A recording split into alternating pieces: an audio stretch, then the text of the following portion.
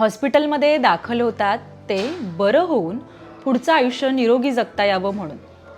पण हरीश राणा एम्समध्ये दाखल झालाय तो मृत्यूला कवटाळण्यासाठी. 13 वर्षापासून हरीश कोमात आहे. त्याच्या नसाही सुकल्या होत्या. क्षणोक्षणी तो आयुष्य जगण्यासाठी संघर्ष करत होता. त्याचं जगणं एवढं कठीण झालं होतं की सर्वोच्च न्यायालयाला त्याला इच्छामरणाची परवानगी द्यावी लागली.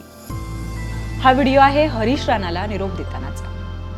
आणि एक महिला त्याच्या कपाळावर चंदनाचा टिया लावून डोक्यावर हात फिरवतेय आणि म्हणते, सबको माफ करते हुए और सबसे माफी मांगते हुए उठ जाओ,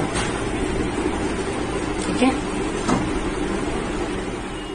अवघ्या 32 वर्षाच्या हरीश राणासोबत असं काय घडलं की कोर्टानेही त्याला इच्छा मरणाची परवानगी दिली, तेच आपण या व्हिडिओत पाहणार आहोत. हाय हॅलो नमस्कार, मी जयती. आपण पाहत आहात ABP माझा. हरीश राणा 2013 साली चंदीगडमध्ये विद्यार्थी असताना एका इमारतीच्या 4थ्या मजल्यावरून पडला होता. या अपघातात त्याच्या मेंदूला गंभीर दुखापत. त्यानंतर तो व्हेजिटेटिव्ह स्टेटमध्ये गेला आणि 13 वर्ष कोमात होता. हरीशच्या मेंदूतील नसाही सुकल्या होत्या. त्याचं पूर्ण जीवन लाईफ सपोर्टवरती होतं. त्याची ही अवस्था पाहून त्याच्या वृद्ध पालकांनी न्यायालयात धाव घेतली आणि लाईफ सपोर्ट काढण्याची परवानगी मागितली. सर्वोच्च न्यायालयानेही ह्या संपूर्ण प्रकरणाचा संवेदनशीलपणे विचार केला आणि 32 वर्षीय हरीश राणाला निष्क्रिय इच्छामरणाची परवानगी दिली.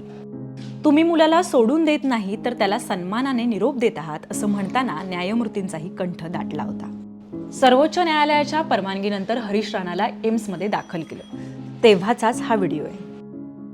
कारण 13 वर्ष ज्या आई वडिलांनी हरीशला जगवण्यासाठी संघर्ष केला, त्यांचं राहतं घर विकलं आणि वडिलांनी सँडविचची गाडी चालवून त्याचा खर्च भागवला. कुठेतरी असं वाटत होतं की हरीश परत येईल, पण आई वडिलांच्या या संघर्षाला पूर्ण विराम मिळाला. हरीश राणाला सर्वोच्च न्यायालयाने निष्क्रिय इच्छामरणाची परवानगी दिली आहे. निष्क्रिय इच्छामृत्यू म्हणजे एखाद्या गंभीर आजारी रुग्णाचा मृत्यू लवकर करणं.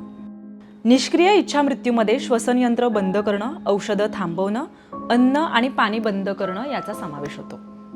आपल्या पोटच्या गोळ्याने, आपल्या बाळाने हे आयुष्यासाठी संघर्ष करण्यापेक्षा त्याने सन्मानाने जगाला निरोप दिलेला चांगला, असं त्या आई वडिलांना वाटलं. म्हणूनच त्यांनी हा निर्णय घेतला. ज्या आईने 9 महिने गर्भात एका बाळाला वाढवलं, वेदना सहन केल्या आणि एका लेकाला जन्म दिला, त्याचं पालन पोषण केलं, त्याला 32व्या वर्षी निरोप देणं आणि त्याच्या इच्छा मरणाची परवानगी स्वतःहून मागणं, या विचाराचा आपण फक्त विचारच करू शकतो. कारण की त्यांच्या मनाची अवस्था ही आपल्या विचार करण्यापलीकडची आहे.